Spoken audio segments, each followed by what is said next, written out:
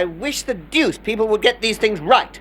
It wasn't the junior dean. It was the senior tutor. And it wasn't lemonade, it was soda water. Dear old thing just happened to be standing under the window while I was leaning out with a siphon in my hand. He looked up and, well, it would have been chucking away the opportunity of a lifetime if I hadn't let him have it in the eyeball. Hey, Claude. Absolutely, Eustace. Simply chucking it away. It might never have occurred again, Claude. 100 to 1 against it, Eustace. Porter, these cases, please. Thank you. Now, Bertie, may we ask what you intend to do in the way of entertaining the handsome guests tonight? What?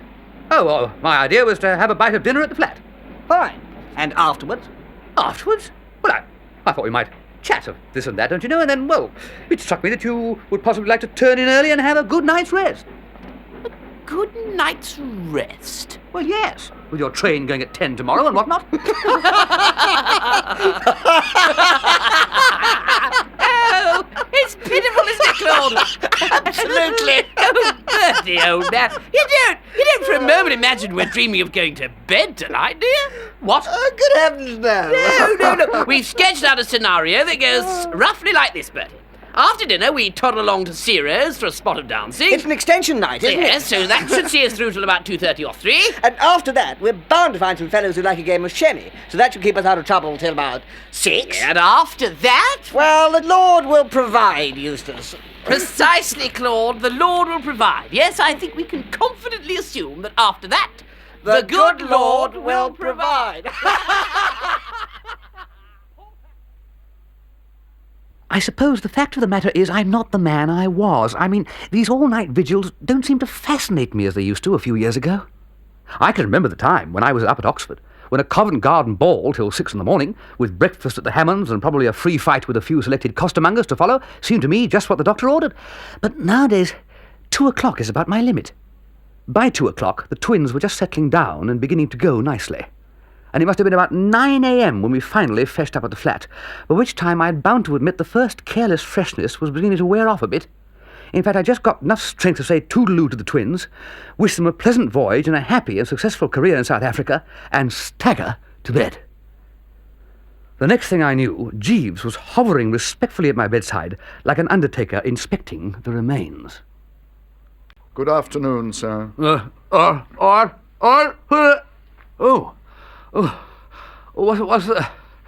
What's the bally time, Jeeves? It is 1 o'clock, sir. Oh, Jeeves. I'm feeling more or less like something the Pure Food Committee's just rejected. Fetch me one of those morning pick-me-ups of yours, would you? I have one in readiness in the icebox, sir. Excuse me. They have gone, have they, Jeeves? The twins, I mean?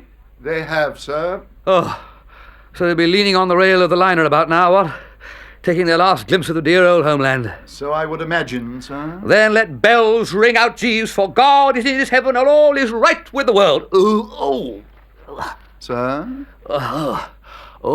Thank you, Jeeves.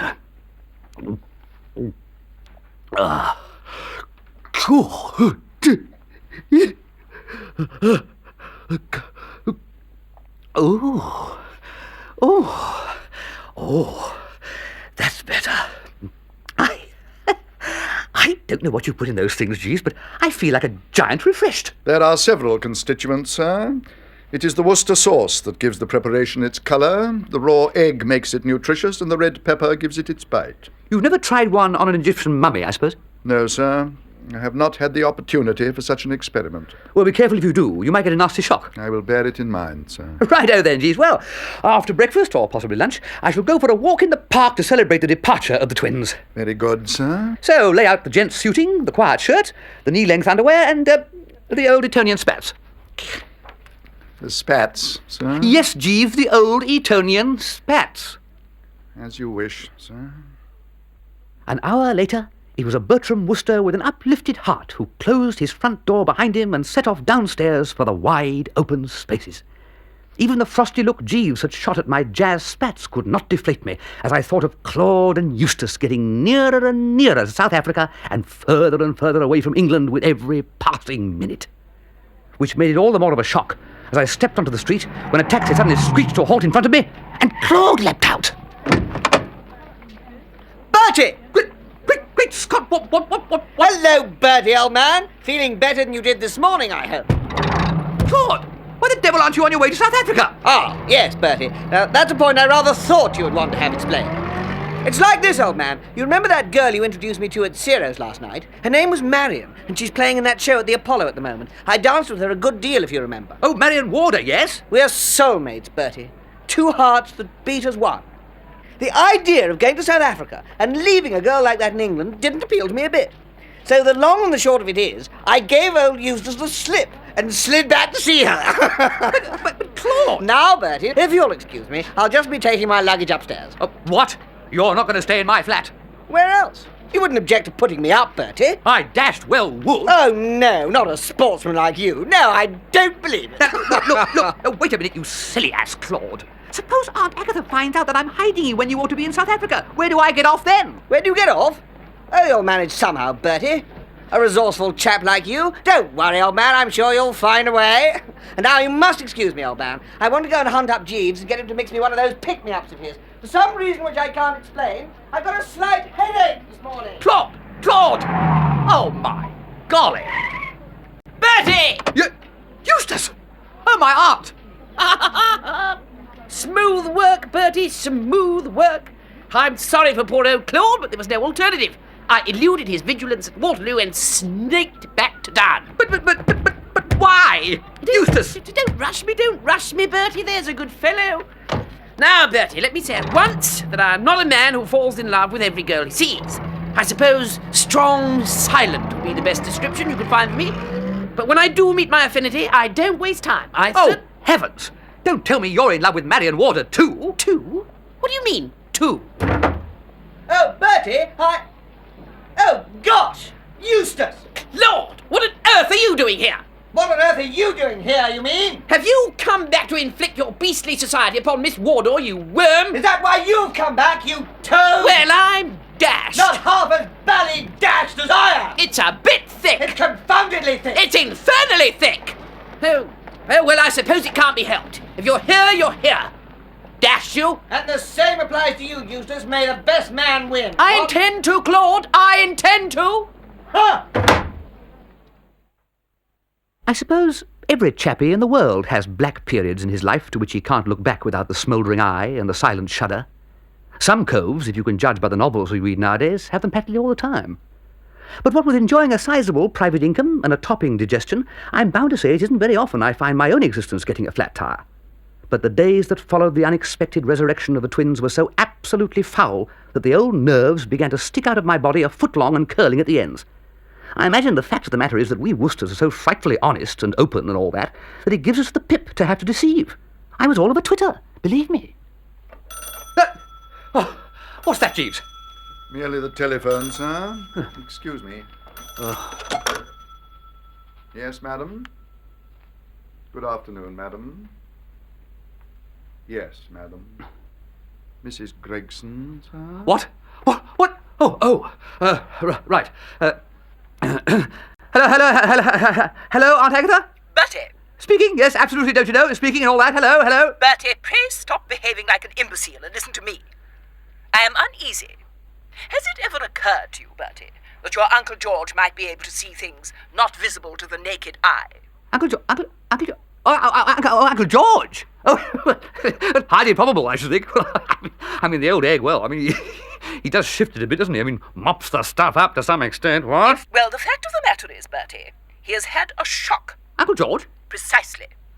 He was dining with me last night and declared that while he was on his way from the Devonshire Club to Boodle's, he suddenly saw the phantasm of Eustace. What? What? The what of Eustace? The phantasm. The wraith. Uncle George tells me that for an instant he was almost certain that it was Eustace himself. No, it couldn't have been. Oh, well, obviously not, Bertie.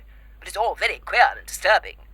You do think those poor dear boys are safe, don't you? They've not met with some horrible accident. No, they're fine. I'm sure they're fine, Aunt Agatha. Well, I hope you're right. Very well, Bertie. Goodbye. Goodbye, Aunt Agatha. Jeeves? Sir? Wouldn't you say, Jeeves, that Mr. Eustace was a horrible accident and Mr. Claude about as safe as a sprightly young tarantula? I fear I have formulated no opinion in the matter, sir. Oh, dash it, Jeeves. Can't you show any sympathy at all? Oh, now what? See who that is, Jeeves. Yes, sir? Miss Warder, sir. Bertie, Hello, Marian, come in. your cousins aren't here. No, thank goodness. Then I'll tell you where they are. They're outside the Apollo stage door, glaring at each other and waiting for me to arrive for the matinee. Bertie, this has got to stop. I can't move a step without tripping over one or both of them. Usually both. I know, old thing, but what can I do? You're the one who's made such a diggings of an impression on them. But it's too embarrassing for words, Bertie. They've started giving me presents now. At least Claude has. Look at the cigarette case he insisted on my accepting this morning. Oh, it's gold, eh? Distinctly fruity. Well, I wonder how the deuce he was able to dig up the cash for that. I don't know, but I can't go on like this. The two of them are wearing me to a shadow. Can't you do anything? Well, You will, won't you, Bertie, for me? Look, sorry. I must go now for the matinee, but please, do your best. Bye. Oh, cheerio, Marian. Thank you, Bertie. Poor girl, Jeeves. She had an absolutely hunted look, what? Indeed, sir. Jeeves, I have... Yes, hello. Don't shout at me, Bertie. Oh, Aunt Agatha. Sorry. That's better. Now listen carefully. Your poor Uncle George has had another severe shock. Another? Yes. Between ourselves, Bertie, I incline to think that the whole affair is the outcome of an overexcited imagination. But Uncle George feels that only complete rest and careful medical treatment can restore his nervous system to its normal poise. So we've agreed that he'll go to Harrogate for a few weeks in a day or two. We don't think he should go alone, so I wish you to accompany him. What? Me? We're going to Harrogate with Uncle George? But Aunt Agatha, he doesn't want me. He wants another festive old egg like himself. Someone he can keep having a cuppa with. Uncle George is not going to Harrogate in order to consume alcoholic stimulants, Bertie. But I say... Do I have to come round to your flat in order to persuade you? Oh, no. Aunt Agatha, no. All right, I'll go. But what shock has Uncle George had? Well, that's what's so hard to induce him to explain with any precision. With all his good points, your poor uncle is apt to become somewhat incoherent when strongly moved. But as far as I can gather, he appears to have been the victim of a burglary. Burglary? He says that a strange man with whiskers and a peculiar nose entered his room in Jermyn Street during his absence. Uncle George surprised him, and he rushed out, having stolen a valuable cigarette case. Oh, no. I mean, really? As I say, Bertie, I'm inclined to think that the whole thing was, well, imagination. He's not been himself since he fancied he saw Eustace in the street last night. So I should like you, Bertie, to be prepared to start for Harrogate with him, not later than Saturday. Oh, righto, Aunt Agatha. Thank you, Bertie. Goodbye now. Toodle pip. Those two blighters.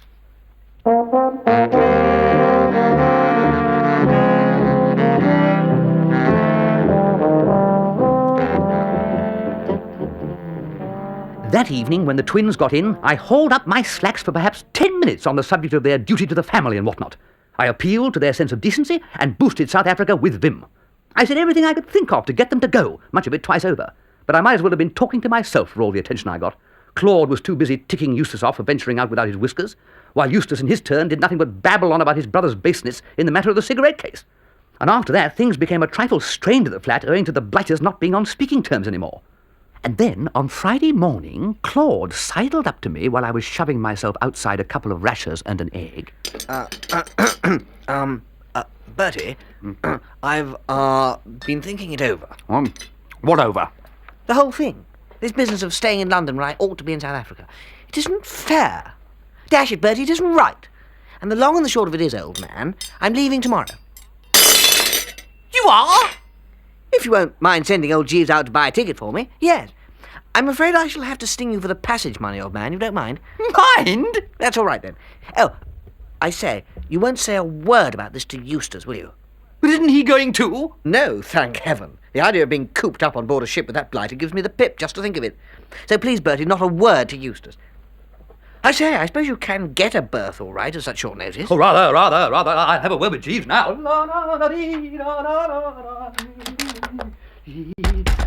Jeeves, I'm sorry to disturb you in mid-dish, but can you go out on first speed to the Union Castle offices and book a berth on tomorrow's boat for Mr. Claude? And if you can't get a berth, buy the bally boat if necessary. He's leaving us, Jeeves. Yes, sir. Oh, and incidentally, Mr. Claude does not wish any mention of this to be made to Mr. Eustace. No, sir.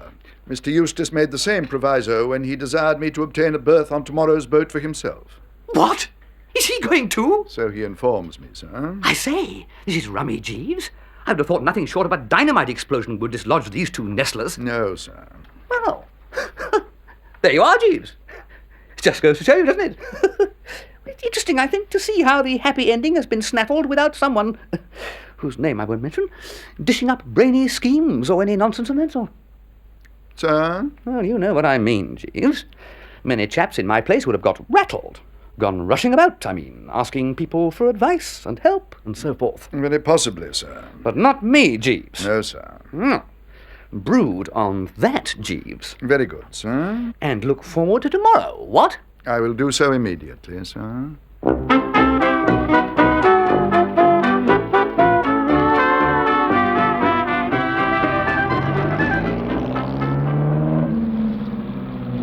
Cheerio, Claude! Cheerio! Well, Jeeves, that is that at last. They've both gone. Yes, sir. A nifty scheme, what? Sir? Well, lending Claude my car to drive down to Southampton, There's no chance of the twins running into each other at Waterloo and changing their minds, you see? Highly ingenious, sir. Thank you, Jeeves. You know, I feel immensely braced. I'm gratified to hear it, sir. Now, back to an empty flat, Jeeves. It's a wonderful world. So I have been informed, sir.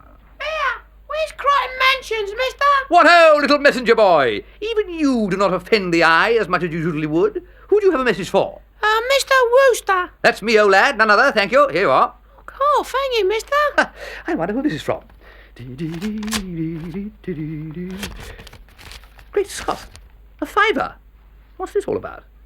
Dear Bertie, will you give the enclosed to your man and tell him I wish I could make it more? He has saved my life. This is the first happy day I've had for a week. Yours, M.W. Oh. Well, this fiver is for you, Jeeves, apparently. Miss Warder wishes you to have it. That was extremely kind of her, sir. Yeah, but what the dickens is she sending you fivers for? She says you saved her life. She overestimates my services, sir. But what were your services, dash it? It was in the matter of Mr. Claude and Mr. Eustace, sir. I was hoping that she would not refer to the matter, as I did not wish you to think that I had been taking a liberty. What do you mean? I chanced to be near the front door that afternoon when Miss Warder was complaining with some warmth of the manner in which Mr. Claude and Mr. Eustace were thrusting their society upon her. I felt that in the circumstances it might be excusable if I suggested a slight ruse to enable her to dispense with their attentions. Good Lord, Jeeves, you don't say you were at the bottom of their popping off after all. That makes me feel a bit of a silly ass. Oh, no, sir. But it does, dash it. What did you do? It occurred to me, sir, that were Miss Warder to inform Mr. Claude and Mr. Eustace independently that she proposed sailing for South Africa to take up a theatrical engagement, the desired effect might be produced. It appears that my anticipations were correct, sir. The young gentleman ate it, if I may use the expression. Jeeves, we Woosters may make bloomers, but we are never too proud to admit it. You stand alone. Thank you very much, sir. After you, Jeeves. You are intensely kind, sir. Not at all. Oh, seems a dash shame that I should have to go off to Harrogate today, Jeeves. It's the first time the flat's been habitable for a week. Oh, yes, sir. I forgot to mention it. Sir George rang up on the telephone this morning while you were still asleep and said that he had changed his plans. He does not intend to go to Harrogate, after all. Oh, I say! How absolutely topping! I thought you might be pleased, sir. What made him change his plans, did he say? No, sir. But I gather from his man Stevens that he is feeling much better and does not now require a rest cure. I took the liberty of giving Stevens the recipe for that pick-me-up of mine. He tells me that Sir George informed him this morning that he is feeling a new man.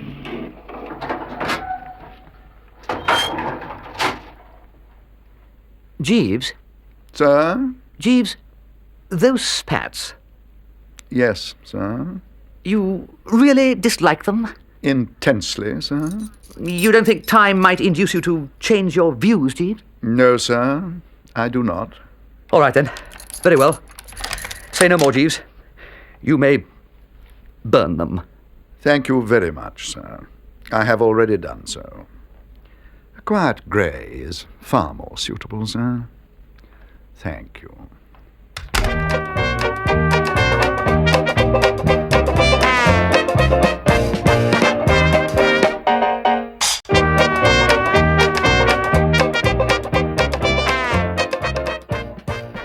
year, the committee of the drones decides that the old club could do with a wash and brush up, so they shoo us out and dump us down for a few weeks at some other institution.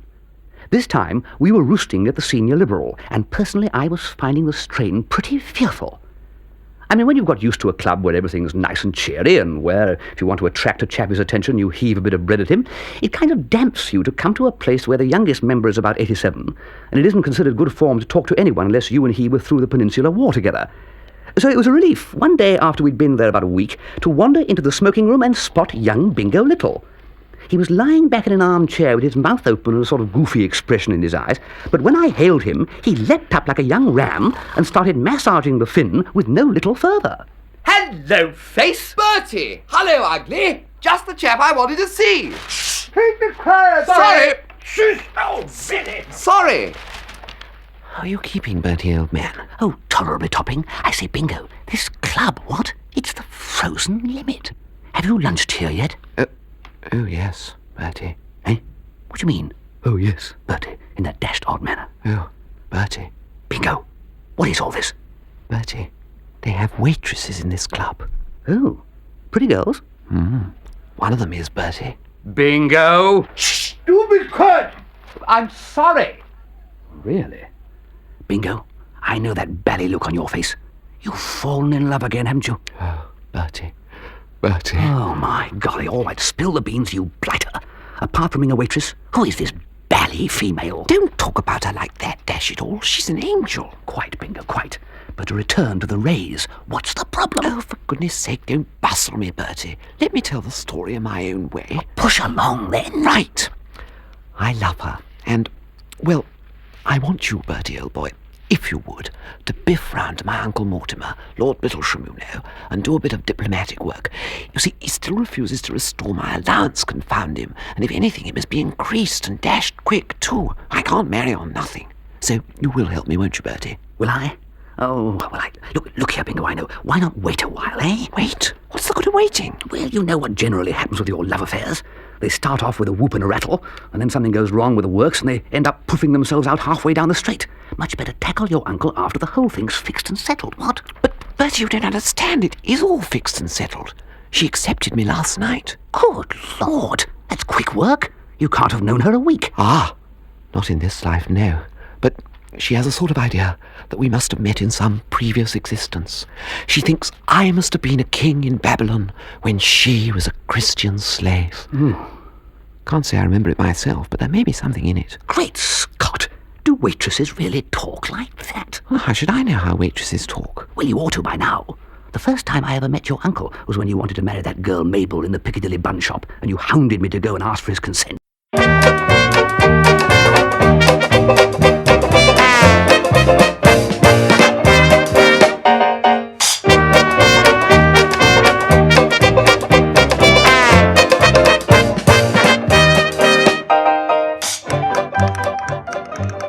It's always the same when you're trying to tell a story.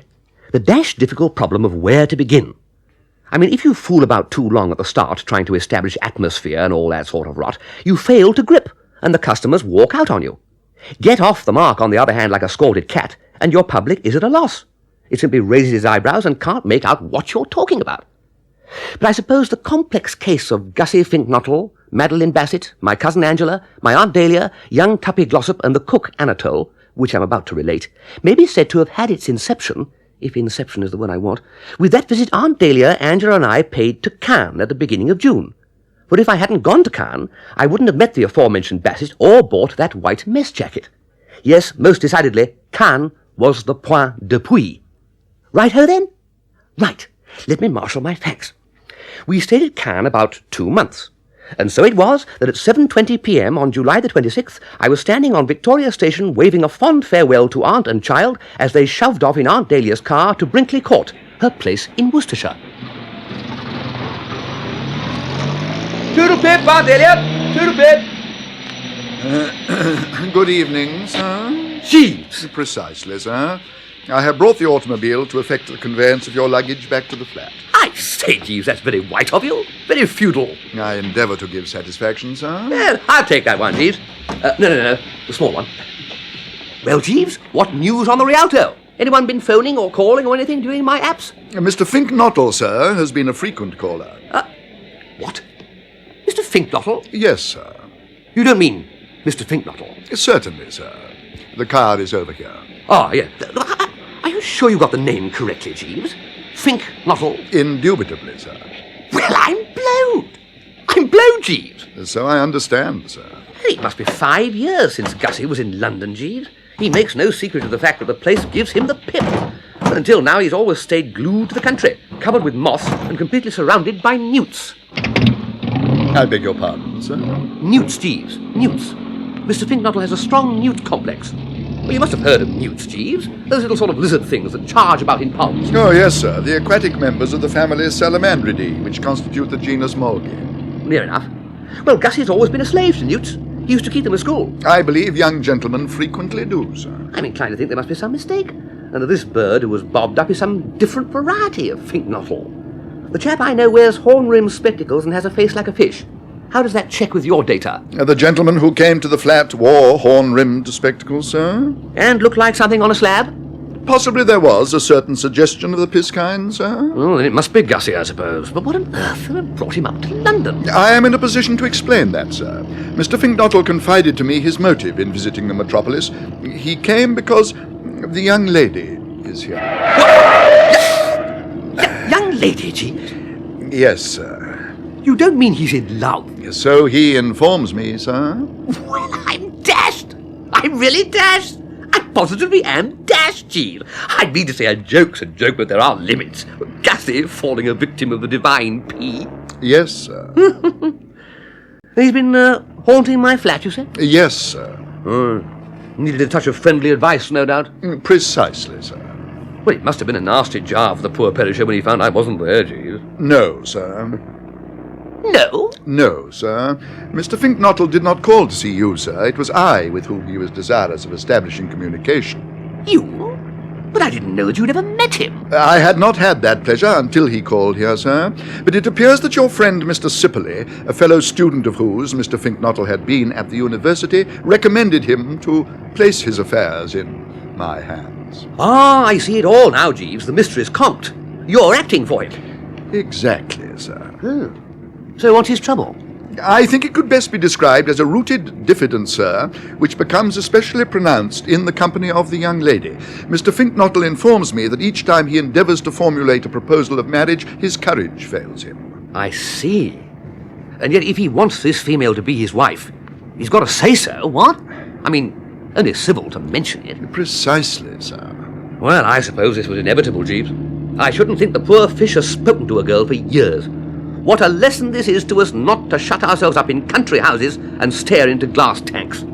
You can't be a dasher with the sex if you do that sort of thing. No, sir. On reflection, I must say I don't have much confidence in the unfortunate goof's ability to woo and win, Jeeves. Not much conf, I must say. No, sir? No, Jeeves. Especially if the girl he's earmarked is one of those tough modern thugs, all lipstick and cool, hard, sardonic eyes, as she probably is. I have not met the young lady, sir, but Mr. Finknottle speaks highly of her attractions. Did he mention her name? Perhaps I know her. She is a Miss Bassett, sir. A Miss Madeline Bassett. Egad, Jeeves! Small world, what? Well, she was at Cannes. Left a couple of weeks before we did.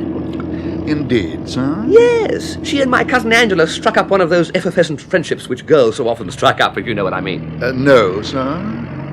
I do not. Oh, well, they do. And I must say, Jeeves, this news has relieved my mind considerably. That the object of Gussie's affections is Miss Bassett, I mean. I confess that until you supplied this information, I was feeling profoundly dubious about the poor lizard's chance of inducing any spinster of any parish to join him in the saunter down the aisle.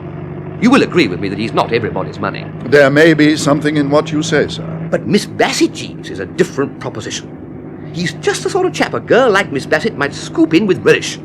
How can I put it, Jeeves? Well, I don't want to wrong anybody, so I won't go so far as to say she actually writes poetry, but, well, dash it all, when a droopy, blonde, saucer-eyed girl suddenly asks you out of the blue sky if you don't sometimes feel that the stars are God's daisy chain, you begin to think a bit, what? So I would imagine, sir.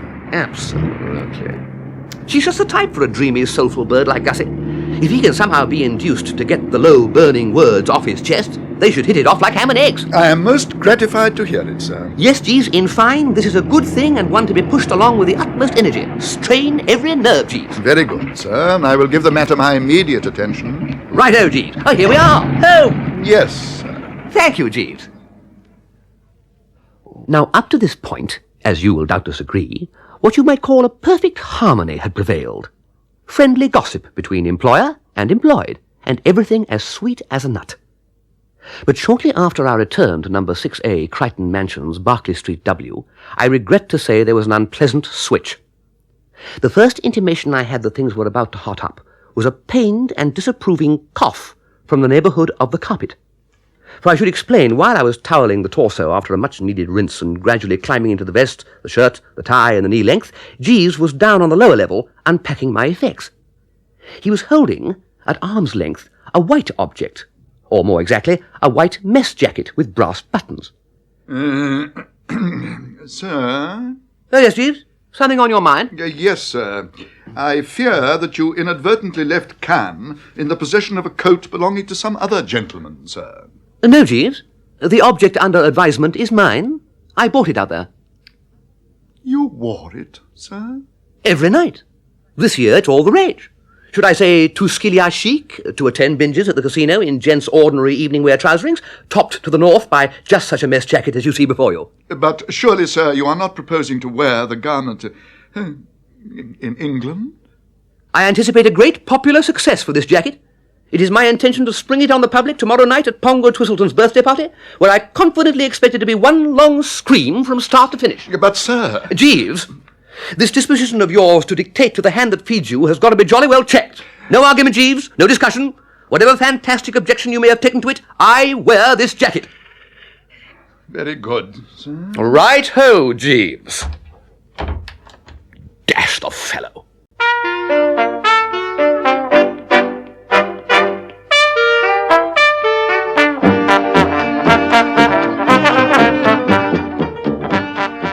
Even though I had forced the man to climb down, quelling him as described with the quiet strength of my personality, I was still feeling a trifle shirty with Jeeves when an hour or so later I toddled into the drones for a bite of dinner. But all thoughts of presumptuous personal attendance were quickly dashed from my mind when, sauntering through the hall and nodding carelessly to Bates, the porter, I observed that he was deep in conversation with what appeared at first sight to be the devil. A closer scrutiny informed me that it was in fact Gussie Finknottle, dressed as Mephistopheles, in scarlet tights and a pretty frightful false beard. But I own I was more than a bit nonplussed. I mean to say, this Finknottle, as I remembered him, was a sort of shy, shrinking goop who might have been expected to shake like an aspen if invited to so much as a social Saturday afternoon at the vicarage. And yet here he was, if one could credit one's senses, about to take part in a fancy-dress ball, a form of entertainment notoriously a testing experience for the toughest.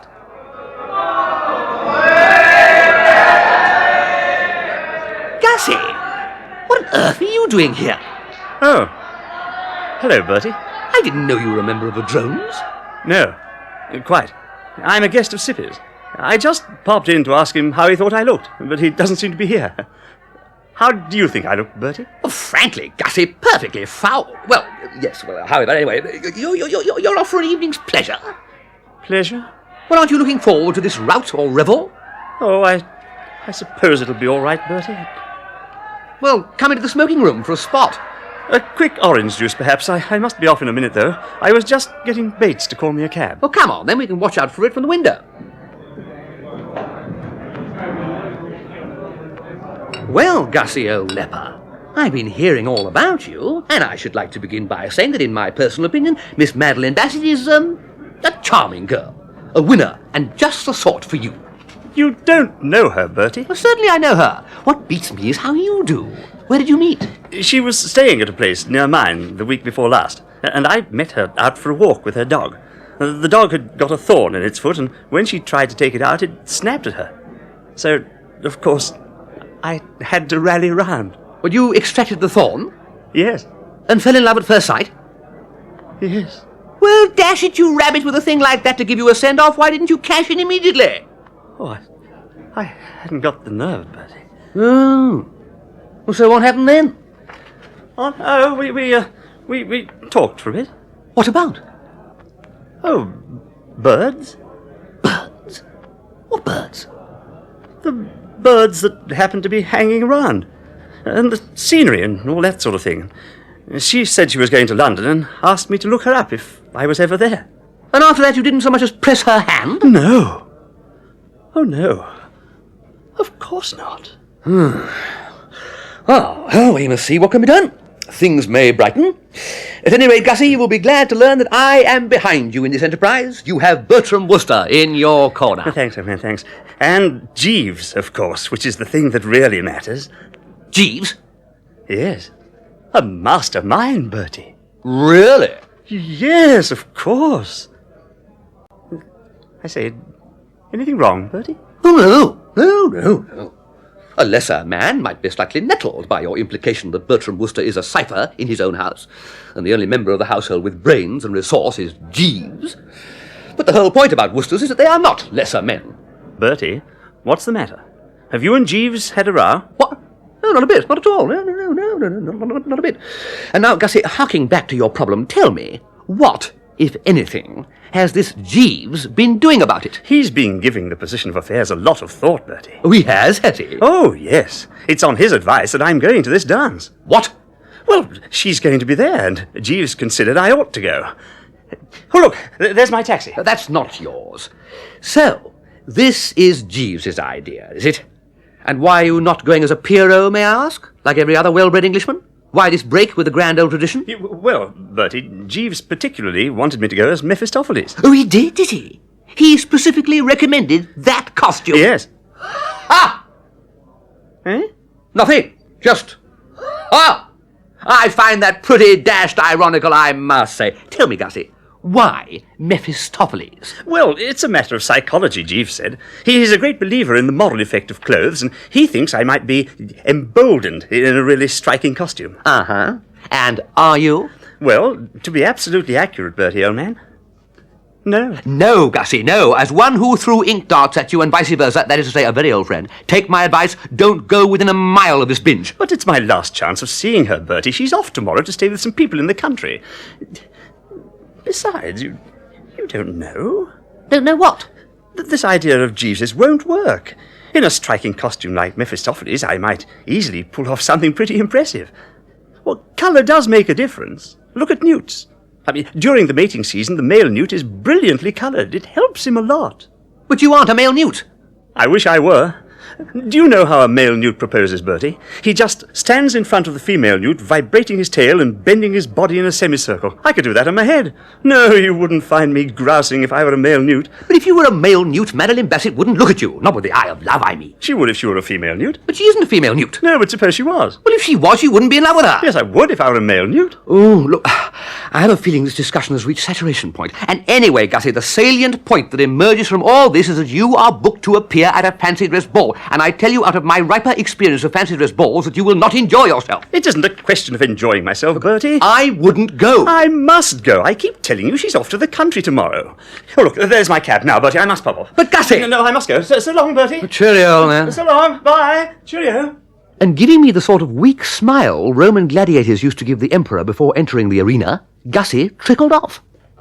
As soon as he had gone, I made straight for the telephone booth in the hall, for the moment had arrived, as I perceived, for finally putting Jeeves in his place, and I was all for it. I mean to say, here he was, making heavy weather about my wearing a perfectly ordinary mess jacket, while in the same breath, as it were, inciting Gussie Finknottle to be a blot on the London scene in scarlet tights. Ha!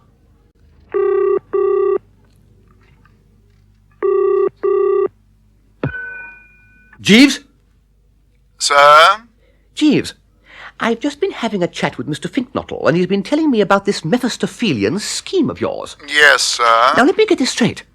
If I follow your reasoning correctly, you think that, stimulated by being upholstered throughout in scarlet tights, Mr. Finknottle, on encountering the adored object, will vibrate his tail and generally let himself go with a whoop.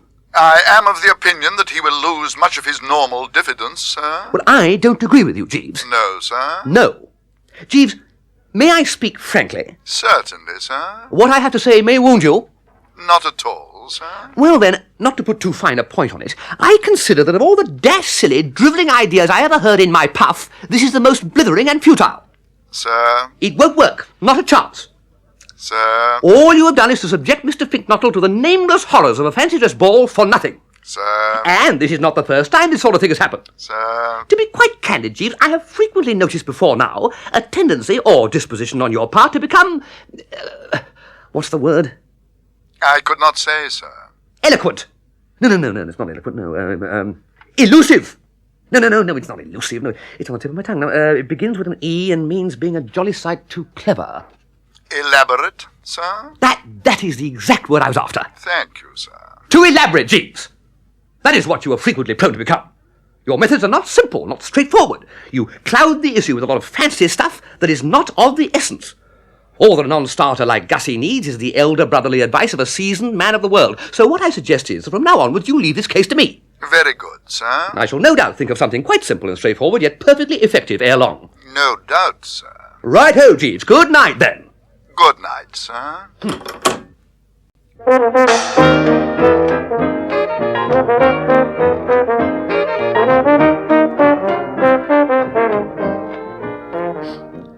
What with picking up the threads and so forth at the drones, and chewing the fat with Pongo Twistleton about his forthcoming orgy, it was well after 2 o'clock when I finally got home that night. I can just remember groping for the bed and crawling into it, and it seemed to me that the lemon had scarcely touched the pillow before I was aroused out of the dreamless by the sound of the door opening. I was barely ticking over, but I contrived to raise an eyelid. Ooh. Is that my tea, Jeeves? No, sir. What? Then why am I being disturbed at such a beastly hour? A telephone communication, sir, from Mr. Finknottle, sir. Jeeves, I scarcely expected this of you. You were aware that I was up to an advanced hour last night. You cannot be ignorant of the fact that without the lubricating effects of tea, my brain does not function. And yet you come babbling to me of Finknottles. Is this a time for Fink or any other kind of knottle? But did you not give me to understand, sir, that you wish to take sole charge of advising Mr. Finknottle on his affairs? Oh, yes, I did, didn't I? Well, one can't give the raspberry to a client, I suppose. Well, tell me about him, Jeeves. Gussie, I mean. How did he make out at the fancy dress ball? He did not arrive at the fancy dress ball, sir. No, look, Jeeves, don't try me too high. Don't stand by my sickbed talking absolute rot. I saw Gussie climbing into his cab heading for wherever this fancy dress ball was. He must have arrived. No, sir. As I gather from Mr. Finknottle on the telephone, he entered the cab convinced in his mind that the entertainment to which he had been invited was to be held at number 17 Suffolk Square, whereas the actual rendezvous was number 71 Norfolk Terrace. Well? On reaching number 17 Suffolk Square, Mr. Finknottle discovered that he had left his money, together with his ticket of invitation, on the mantelpiece of his bedchamber in the house of his uncle, where he was residing. Bidding the cabman to wait, accordingly, he rang the doorbell, and when the butler appeared, requested him to pay the cab, adding that it was all right, as he was one of the guests invited to the dance. The butler then disclaimed all knowledge of a dance on the premises. And declined to unbelt? Yes, sir. Upon which... Mr. Finknottle directed the cabman to drive him back to his uncle's residence, only to discover that he had also left his latchkey on his mantelpiece. He could have rung the bell. He did ring the bell, sir, for some 15 minutes. At the expiration of that period, he recalled that he had given permission to the caretaker, the house was officially closed and all the staff on holiday, to visit his sailor son at Portsmouth. Golly, Jeeves. Yes, sir. Well, what happened then? Mr. Finknottle appears to have realized at this point that his position as regards the cabman had become equivocal. The figures on the clock had already reached a substantial sum, and he was not in a position to meet his obligations. I should have legged it. That is the policy which appears to have commended itself to Mr. Finknottle, sir. He darted rapidly away, and the cabman, endeavouring to detain him, snatched at his overcoat.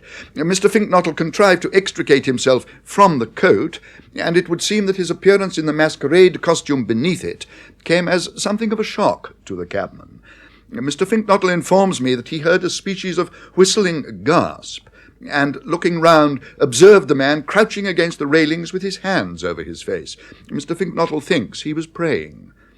No doubt an uneducated, superstitious fellow, sir.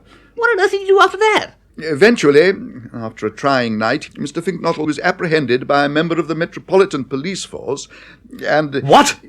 You don't mean he's in chokey? Only as a protective measure, sir. Mr. Finknottle has not been arrested.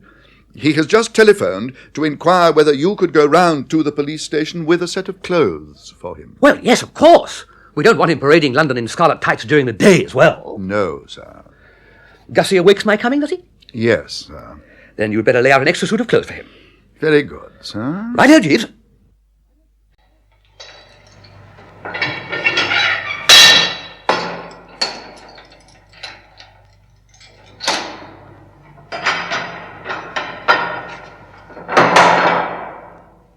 Well, Gussie.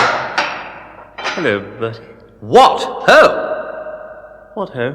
I hear you've been through it a bit. Yes. Thanks to Jeeves. Oh, it wasn't Jeeves's fault. Entirely Jeeves' fault. Oh, I don't see that.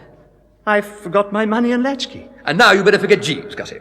For you'll be interested to hear, old man, that he is no longer handling your little problem. What? You don't mean that Jeeves isn't going to... No. But dash it. You'll be much better off without him, Gussie. Surely your terrible experiences have told you that Jeeves needs a rest. The keenest of thinkers strikes a bad patch occasionally. This is what has happened to Jeeves. He's lost his form, his grip. He wants his plugs decarbonized. But, Bertie, I need Jeeves's advice. On what point? Madeleine Bassett has gone to stay with these people in the country, and I want to know what he thinks I ought to do. Well, as I say, Jeeves is off the case. But, Bertie, dash it. And I am in sole charge. But what on earth can you do? That we shall see. Sit down, let us confer. I am bound to say the thing seems quite simple to me. You say this girl has gone to visit friends in the country. It would appear obvious that you must go there too and flock round her like a poultice. Elementary. But, Bertie, I can't plant myself in a lot of perfect strangers. Don't you know these people? Well, of course I don't. I don't know anybody. All I know is that their name is Travers, and it's a place called Brinkley Court down in Worcestershire. Ha! Gussie! It was a lucky day for you when Bertie Wooster interested himself in your affairs. As I foresaw from the start, I can fix everything. This afternoon, tomorrow, yes. Better give her a chance to get settled in. Tomorrow afternoon, you shall go to Brinkley Court, an honoured guest. But, Bertie, you don't mean you know these Traverses? They are my Aunt Dahlia. My gosh! Ah, you see how lucky you were to get me behind you? Could Jeeves have got you into Brinkley Court? Not a chance. Aunt Dahlia isn't his aunt. I merely mention these things. By Jove, Bertie, I don't know how to thank you. My dear chap, it's all part of the Wooster service. And when I formulated the plan of campaign, Jeeves, Gussie quivered like a moose. Well, I suppose it must always be rather a thrilling experience for a novice to watch me taking hold. No doubt, sir. And simple. You observed the whole thing? Nothing elaborate? No, sir. Nothing far-fetched, nothing strained or bizarre, just nature's remedy. Yes, sir. Yes, I feel thoroughly satisfied with the morning's endeavours, Jeeves. And to round off a perfect day, I have Pongo's birthday party to look forward to tonight. Yes, sir. You were wrong about that mess jacket, Jeeves. These things are a matter of opinion, sir. When I wore it at the casino in Cannes, beautiful women nudged each other and whispered, "Who is he?" The code at continental casinos is notoriously lax, sir. I'm convinced that you will eventually learn to love this jacket, Jeeves. I fear not, sir. Right-ho, Jeeves. Very good, sir. Incidentally, sir, there is a telegram on the hall table. Did you observe it as you came in? No, I didn't. A telegram, is it?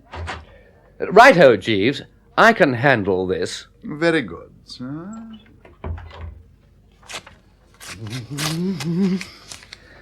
Brinkley Court, Worcestershire. Come at once, Travers. Come at once. Come at once. Aunt Dahlia? What the... Jeeves!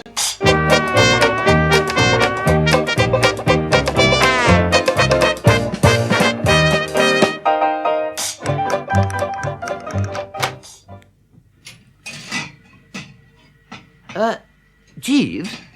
Good afternoon, sir. I'm sorry to disturb you while you're about a domestic task, Jeeves, but I feel the need of a second opinion. Certainly, sir. I am in the process of preparing the afternoon tea, but I have no doubt that duty can be successfully discharged in conjunction with whatever else you may desire of me. I think I better begin at the beginning. You remember this morning I received a telegram from Aunt Dahlia? Mrs. Travers, you know. I was aware of your receipt of a telegraphic communication, sir, but you did not at the time favour me with your confidence as to the identity of the sender. Oh, no, I didn't I? I was going to, but I didn't. Yeah, no doubt, sir. Well, here it is anyway, Jeeves. Exhibit A. You better read it. Very good, sir. Come at once, Travers, sir. Precisely, Jeeves. As mysterious a communication as ever flashed over the wires, what? Sir? Well, Jeeves, who does this aunt think she is, ordering me about like some varlet or serf? Does she think she's Queen Elizabeth? Not to my knowledge, sir. Quite. Then what does this telegram mean? Excuse me one moment, sir. I tell you, Jeeves, when this thing arrived just before luncheon, I was knocked into a profound reverie for the best part of 2 dry martinis and a dividend. Indeed, sir. Absolutely. I read the bally thing backwards. I read it forwards. As a matter of fact, I have a recollection of even smelling it. But it still seemed to me to be nothing more or less than the aimless vapouring of an aunt who's been sitting out in the sun without a hat. Yes, sir. So what do you think I did, Jeeves? I could not say, sir. I sent this reply. Here, Exhibit B. Yes, sir. Perplexed, explain, Bertie. Sir? Precisely, Jeeves. Not unreasonable, I think. No, sir. Right-ho. And then, Jeeves, after the well-cooked luncheon, if you recall, you brought me Aunt Dahlia's reply. Exhibit C. What on earth is there to be perplexed about, ass? Come at once, Travers, sir. That's the one. And 3 cigarettes and a couple of turns about the room later, Jeeves, I had produced this. Exhibit D, sir? No less, Jeeves. How do you mean, come at once, regards, Bertie, sir? To which he replied, Jeeves? I mean, come at once, you maddening half-wit. What do you think I meant? Come at once, or expect an aunt's curse first post tomorrow, love Travers, sir. So, Jeeves, I then dispatched the following message, wishing to get everything quite clear, you understand. Exhibit F. When you say come, do you mean come to Brinkley Court? And when you say at once, do you mean at once, fogged, at a loss, all the best, Bertie, sir? Very well read, Jeeves. And now, if you will credit it, I've just received this. Exhibit G. Yes, yes, yes, yes, yes, yes, yes. It doesn't matter whether you understand or not. You just come at once and for heaven's sake stop this back chat. Do you think I am made of money that I can afford to send you telegrams every 10 minutes? Stop being a fathead and come at once, love Travers, sir. Thank you, Jeeves. Well, that concludes the papers in the case. What do you make of them? I think Mrs. Travers wishes you to come at once, sir. Yes. I put the same construction on the thing myself. But why, Jeeves? What does she think she's playing at? I could not say, sir. Well, I mean, dash it all. We've only just parted after 2 months together in the south of France. Well, Bertie Wooster isn't accustomed to this gluttonous appetite for his society. Most people consider the medium dose for a normal adult about 2 days. Yes, sir. I appreciate the point you raise.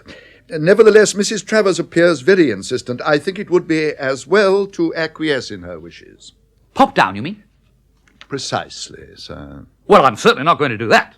This relative has got to learn that I am not available at her every beck and see, Jeeves. But, sir... No, Jeeves. I'm certainly not going down to Brinkley straight away. Aunt Dahlia and other people, whose names I won't mention, have got to be shown that Bertram Wooster has a mind of his own. Indeed, sir? Yes. I shall wire, expect me tomorrow fortnight, or words to some such effect, and Aunt Dahlia will just have to do without me till then. Very good, sir. Thank you, Jeeves. And so, dismissing Aunt Dahlia from my mind for the nonce, I turned my attention for the rest of that day to Pongo Twistleton's party. Pongo had assured me, while chatting of the affair on the previous night, that this birthday binge was to be on a scale calculated to stagger humanity. And I must say, I have participated in less fruity functions. At any rate, it was well after 4 when I eventually got home and tottered into bed, and on waking the next morning, if you could call it waking when your eyelids are totally glued together, my first act was to ring for Jeeves and book an order for one of his pick-me-ups. What they consist of, besides Worcester sauce, raw egg, and red pepper, I couldn't tell you, but the results of swallowing one are nothing short of extraordinary. For perhaps the split part of a second, nothing happens.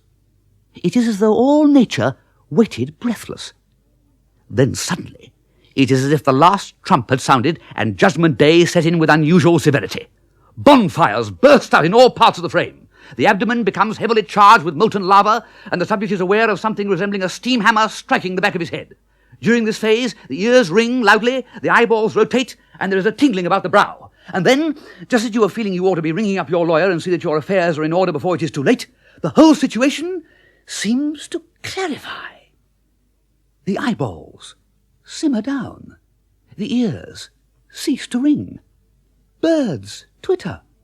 Brass bands start playing. The sun comes up over the horizon with a jerk, and a moment later all you are conscious of is a great peace. As I drained the glass now, new life seemed to burgeon within me. I felt that the Bertram Wooster who snuggled back again against the pillows had become a better, stronger, finer Bertram. And then, as if fate had deliberately set out to prove to me just how wrong you can be, there was a sound like a mighty rushing wind, the door flew open, and Aunt Dahlia crossed the threshold at 50 miles an hour under her own steam, yelling in a voice that hit me between the eyebrows and went straight out at the back of my head. Wake up, Bertie, you old ass! Wake up! Wake up! Aunt Dahlia, stop that. What is all this? Oh, don't blink at me in that obscene way, Bertie. I am not blinking, Aunt Dahlia. This is an austere and censorious look.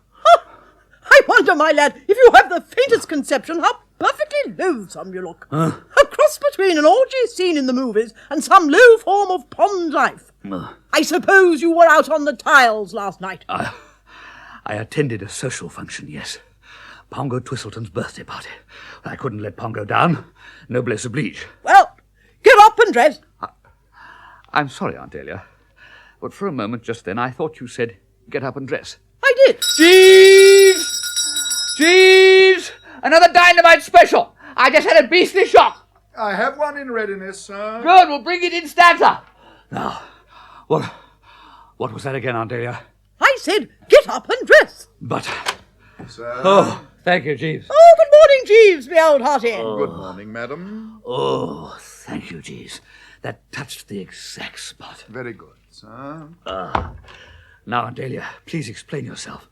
All this, you're barging in and telling me to get up and dress and all that rot. I've barged in, Bertie, as you call it, because my telegrams seem to produce no effect.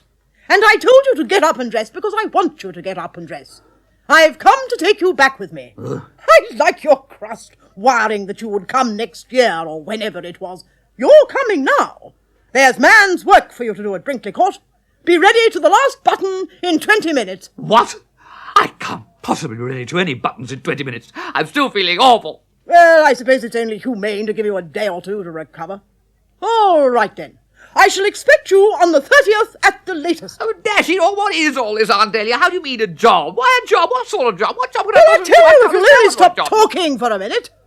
It's quite an easy, pleasant job. You'll enjoy it. Have you ever heard of Market Snodsbury Grammar School? Never. It's a grammar school at Market Snodsbury. Yes, Aunt Dahlia, I had divined as much. Well, how was I to know that a man with a mind like yours would grasp it so quickly? Well, all right then. Market Snodsbury Grammar School is, as you have guessed, the grammar school at Market Snodsbury. I'm one of the governors. They left the arrangements for the summer prize giving to me. Now, this prize giving takes place on the last or 31st day of this month. Have you got that clear? I follow you, yes. I see the point you were trying to make, certainly. Market, Snodsbury, Grammar School, Board of Governors, prize-giving, quite. But what's it got to do with me? You're going to give away the prizes. What? Me? You. You don't mean... me? I mean you in person. You're pulling my leg. I'm not pulling your leg. Nothing would induce me to touch a beastly leg. No, the vicar was to have officiated. But when I got home, I found a letter from him saying that he had strained a fetlock and must scratch his nomination. Well, you can imagine the state I was in. I telephoned all over the place. Nobody would take it on. And then suddenly I thought of you. Ha! So you think I'm going to strew prizes at this bally-do-the-boys hall of yours, deal? I do. And make a speech? Exactly. Ha! Oh, for goodness sake, don't start gargling now. This is serious. I was laughing. Oh, were you? Well, I'm glad to see you taking it in this merry spirit. Well, I won't do it, Aunt Dahlia. That's final. I simply will not do it. You will do it, young Bertie, or never darken my door again. And you know what that means. No more of Anatole's dinners for you. No! I say, dash it! I thought that'd rattle you. Greedy young pig. One is not a greedy young pig, Aunt Dahlia, because one appreciates the cooking of a genius, a monarch of his profession, a superb artist. Oh, all right, put a sock in it. I must say I like the great man's roasts and ragouts myself. But not another bite of them do you get, you miserable worm, if you refuse to do this simple, easy, pleasant job. No, not so much as another sniff. But Aunt Dahlia! Goodbye, Bertie. Goodbye, Bertie. See myself out, please. Very good, madam. Jeeves! Jeeves! Jeeves! Jeeves! Jeeves! Sir? Rally round, Jeeves! I'm beginning to feel like some wild thing caught in a snare. I'm very sorry to hear that, sir. Do you know why Aunt Dahlia was here, Jeeves? She wants me to distribute the prizes to some beastly seminary she's a governor of down at Market Snodsbury. Indeed, sir. I fear that you will scarcely find that a congenial task. You never spoke a truer W, Jeeves. Oh, golly. Incidentally, sir, Mr. Finknottle has just rung up on the telephone. Gussie? Yes, sir. He was inquiring whether you had made the necessary arrangements for his projected visit to Brinkley Court today. Oh, I completely forgotten about that. You better send Aunt Dahlia a telegram warning her to expect him sometime this PM. She'll get it when she gets home. Very good, sir. No! Wait a minute, Jeeves. I've just had an idea. Indeed, sir. Absolutely. Let us not dismiss this Finknottle so lightly. Methinks the old newt fancier can be my salvation after all. Cast your mind back, Jeeves. You remember the basic thinking behind the scheme I devised for him? Viz., that he had to be at Brinkley Court in order to have a hope of wooing and winning Madeline Bassett? Yes, sir. I mean, the only chance a fish-faced freak like Gussie had of clicking romantically is to cash in on the fact that Brinkley is simply ill with atmosphere. Certainly, sir. Well, that means he can't slide off, what? He's got to stick around. So if I shove this prize-giving binge off onto him, he'll have to swallow it, eh? You could well be right, sir. I am right, Jeeves. This is the goods. I shall wire Aunt Dahlia later this afternoon saying that I can't get over and suggesting that she unleashes Gussie on these young boastful inmates of hers in my stead. But if Mr. Finknottle should decline, sir... Don't be ridiculous, Jeeves. Can you see him declining? Just conjure up the picture in your mind. Scene, the drawing room at Brinkley. Gussie wedged into a corner with Aunt Dahlia standing over him making hunting noises. I put it to you, Jeeves. Can you see a rabbit like Gussie declining? Not readily, sir, I agree. Mrs. Travers is a forceful personality. Absolutely. Phew. I think you might bring me just one more of those dynamite specials of yours, Jeeves. This narrow squeak has made me come over all faint. Very good, sir. Thank you, Jeeves.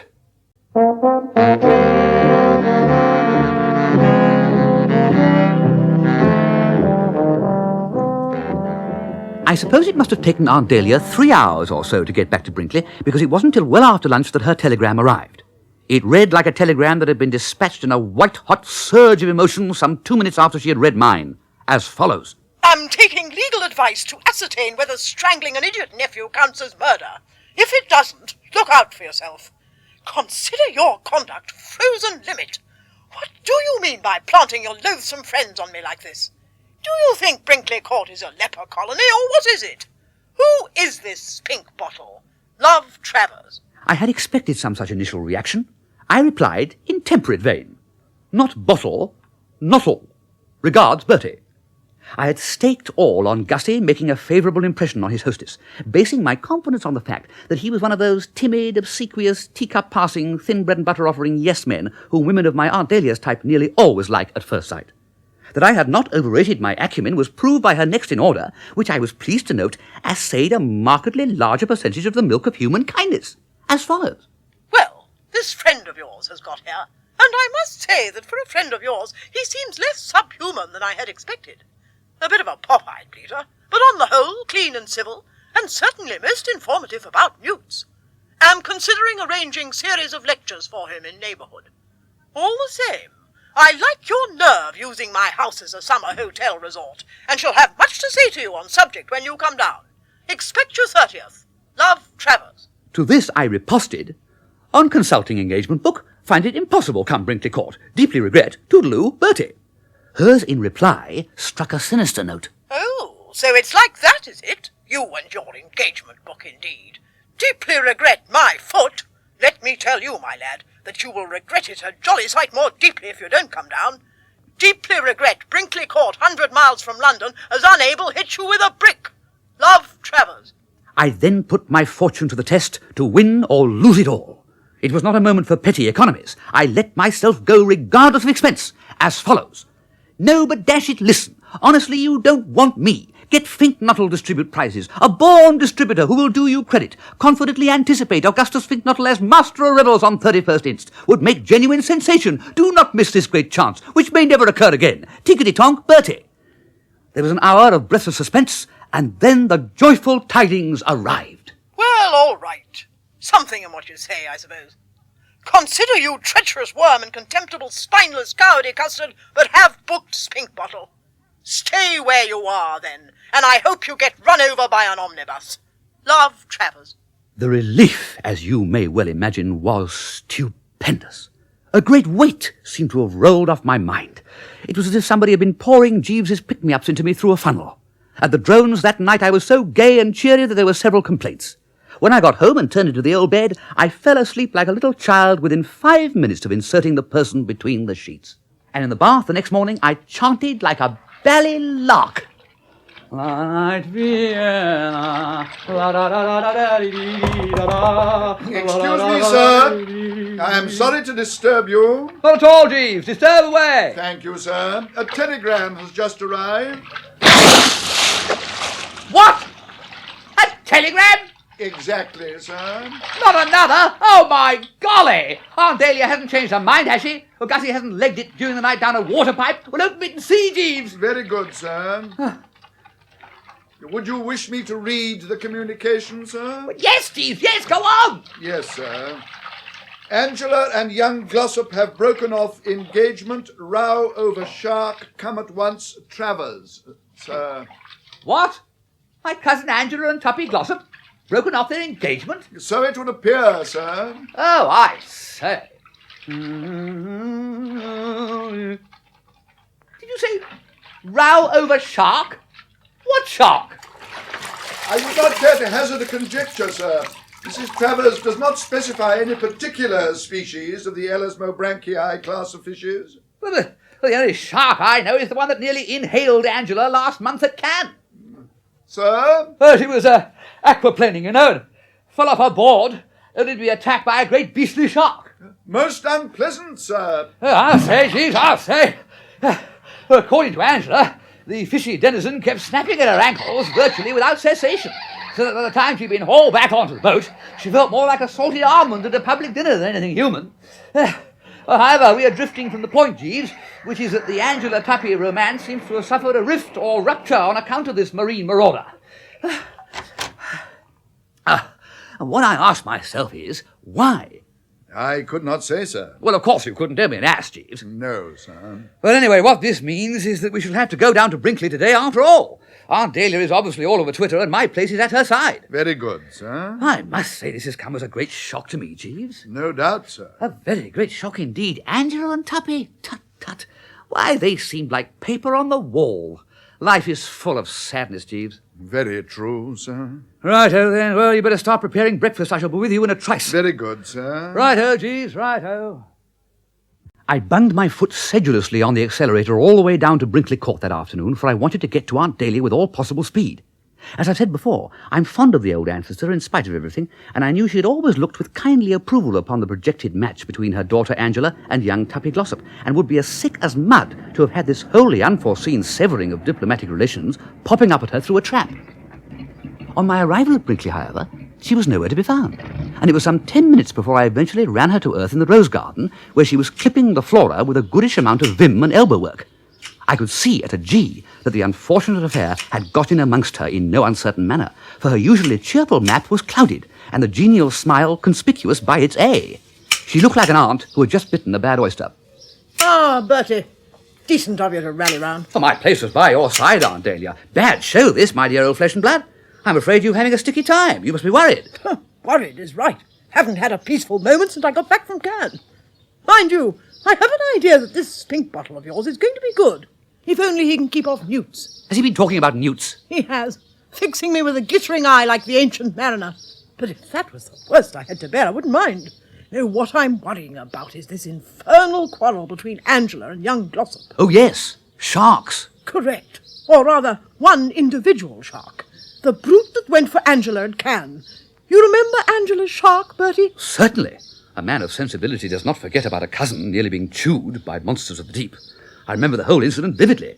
But how did that start the trouble? Well, she was telling him the story last night, her eyes shining and her little hands clasped in girlish excitement. No doubt. Well, instead of giving her the understanding and sympathy to which she was entitled, what do you think this blasted gossip did? He sat listening like a lump of dough, as if she were talking about the weather. And when she'd finished, he took his cigarette holder out of his mouth and said, "I expect it was only a floating log." He didn't. He did. And when Angela described how the thing had jumped and snapped at her, he took his cigarette holder out of his mouth again and said, "Probably a flatfish. Quite harmless. No doubt it was just trying to play." Well, I mean, what would you have done if you'd been Angela? Well, she told him he was an ass, a fool and an idiot, and didn't know what he was talking about. Quite. I see her point of view. Well, the long and the short of it is, they got into an argument, and one thing led to another until, by easy stages, they arrived at the point where there was a loud pop, and the air was full of mangled fragments of their engagement. Well, I don't mind admitting I'm distracted about it. Oh, thank goodness you've come, Bertie. That's very sweet of you to say so, old thing, but nothing could have kept me away. I felt you needed me. Yes. Quite. Well, rather not you, of course, but Jeeves. What? Well, Jeeves. See, the moment all this happened, I thought of him. The situation obviously cries out for Jeeves. If ever in the history of human affairs there was a moment when that lofty brain was required about the house, this is it. I venture to take issue with you, Aunt Dahlia. What? You take what? Issue. You do you? I emphatically do. Jeeves is hopeless. Quite hopeless. He has lost his grip completely. What are you talking about? Oh, have you and Jeeves had a row? Nothing of the kind. Well, you seem to have it in for him. Not at all. There is a passing coolness, but no more. We didn't happen to see eye to eye with regard to my white mess jacket with the brass buttons, and I was compelled to assert my personality. It's never any use trying to argue with Jeeves on these occasions. Pig-headed is the word that springs to the lips. One sighs and passes on. However, Aunt Dahlia... Oh, what does it matter anyway? The thing that matters is that you're talking piffle, you poor fish. Jeeves lost his grip. Absurd. Why, when I saw him yesterday morning, his eyes were absolutely glittering with intelligence. I said to myself, trust Jeeves, and I intend to. Ha! You'd be far better advised to let me see what I can accomplish, Aunt Dahlia. You? Yes, me. Oh, my God! For heaven's sake, Bertie, don't you start butting in. You'll only make matters worse. I suppose you want to shove Angela into the lake and push young Glossop in after her to save her life or something like that. Nothing of the kind. Well, it's the sort of thing you would do. My scheme is far more subtle. Let me outline it for you. Oh, no thanks. I say to myself... Oh, not to me. Do listen for a moment. I won't. Righto then. I am done. And have been from a child. Very well, Aunt Dahlia. If you don't want to be in on the ground floor of an intellectual treat, that is your affair. But let me tell you, I have given this matter the cream of the Wooster brain. Bertie, you abysmal chump, lay off! Lay off, for Angela's sake. No, Aunt Dahlia, no. The time has come for the world to recognise that Bertram Wooster, far from being a mere addendum to his personal attendant, is, in truth, a man of resource and independent mind. I am pretty dashed fed, I can tell you, with being shoved around by everybody under the sun. What with Jeeves telling me what not to wear, and you telling me what not to do, it all comes out a little bit too much over the odds. I shall proceed, Aunt Dahlia, as planned, and when you see my scheme in action, both you and Jeeves will be compelled to recognise that Bertram Wooster is a force to be reckoned with. For I shall prevail, Aunt Dahlia. I shall prevail. I shall prevail. Oh, my hat. Oh, God.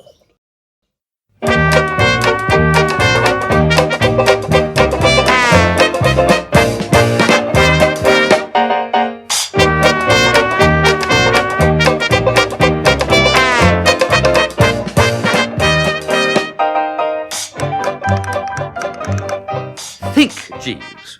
At the moment, as you are aware, Gussie is a mere jelly in the presence of Miss Bassett, letting, what is it?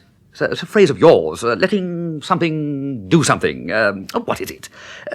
Cats enter into it, if I'm not mistaken. Letting I dare not wait upon I would, sir? Yeah, that's right.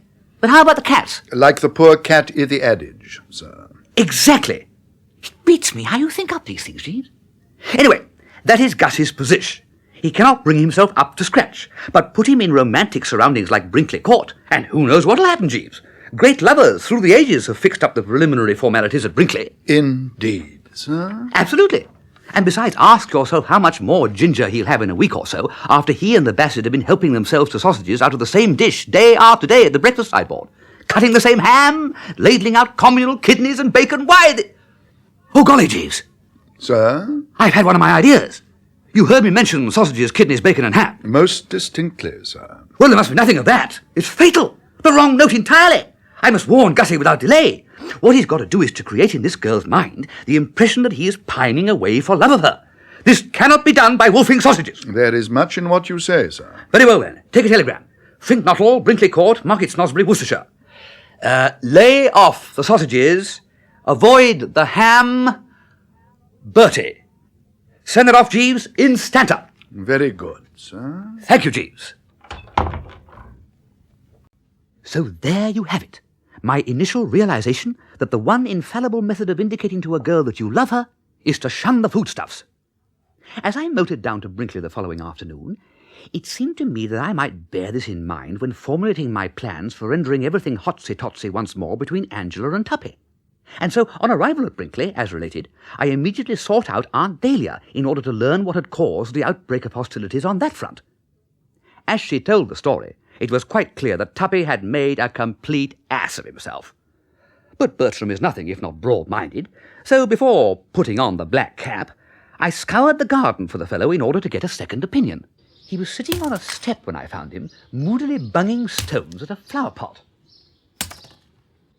In build and appearance, Tuppy somewhat resembles a bulldog, and his aspect at this moment was that of one of these fine animals who had just been refused a slice of cake. Melancholy, as I remember Jeeves saying once about Pongo Twistleton when he was trying to knock off smoking, had marked him for her own. Hello, Tuppy, old chap. How are you, old man? Oh. Are you here, Bertie? Yes, I'm here. Just passing through or come to stay? Oh, it all depends. I may remain, I may push on. My plans are uncertain. Fine.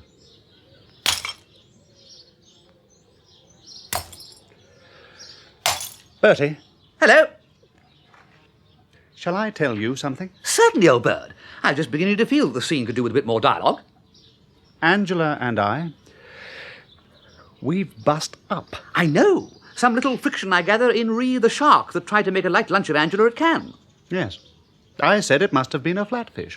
So I heard. And if I may say so, I think you might have behaved with a bit more tact, old man. Tact? Well, yes. Well, was it nice? Was it quite kind to take the bloom off Angela's shark like that? Angela's shark is very dear to her. The thing was grazing at her ankle bone for several minutes after all. You must see that it was a bit of a sock on the jaw for her to hear it dismissed as a mere flatfish. But, Bertie, what about my side of the thing? Your side? Yes, you don't suppose I would have exposed this dashed synthetic shark for the flatfish it undoubtedly was if there hadn't been causes that led up to it, do you? What induced me to speak as I did was the fact that Angela, the little squirt, had just been most offensive, and I seized the opportunity to get a bit of my own back. Offensive? Exceedingly offensive, purely on the strength of my having let fall some casual remark to the effect that I wondered what Anatole was going to give us for dinner. She said that I was too material and ought not to be always thinking of food. Material, my elbow. As a matter of fact, I am particularly spiritual. Quite. I don't see any harm in wondering what Anatole was going to give us. Do you? Of course not. A mere ordinary tribute of respect to a great artist. But all the same, Tuppy, it seems a pity that the frail craft of love should come a stinker like this when a few manly words of contrition might... Bertie, you aren't suggesting that I should climb down? It would be the fine big thing, old egg. I wouldn't dream of climbing down. Tuppy, she's broken-hearted about this rift. How do you know? Have you seen her? No, but I'll bet she is. I'm convinced that a kindly word from you is all that is required. No, Bertie, I'm sorry. It would be fatal. I know girls. Grovel, and the best of them get uppish. That I know, Tuppy, of course. I should have suggested it before. Don't eat any dinner tonight. What? Yes. Oh, can't you see how impressive that would be? For a start, she knows how devoted you are to food. I am not devoted to food. No. I am not devoted to food at all. Quite. All I meant was... This rot about my being devoted to food has got to stop. I have a good, healthy appetite, and I'm always willing to consider anything Anatole may put before me. But Quite, Tuppy, quite. All I meant was, if she sees you push your dinner away untasted, she will realize your heart is aching. It's an old trick, but it never fails. Push my dinner away, eh? Yes. Push away a dinner cooked by Anatole. Yes. Push it away untasted. Yes. Let us get this absolutely straight, Bertie. Tonight, at dinner, when the butler offers me riz de veau à la financière, or whatever it may be, hot from Anatole's hands, you wish me to push it away untasted. Yes.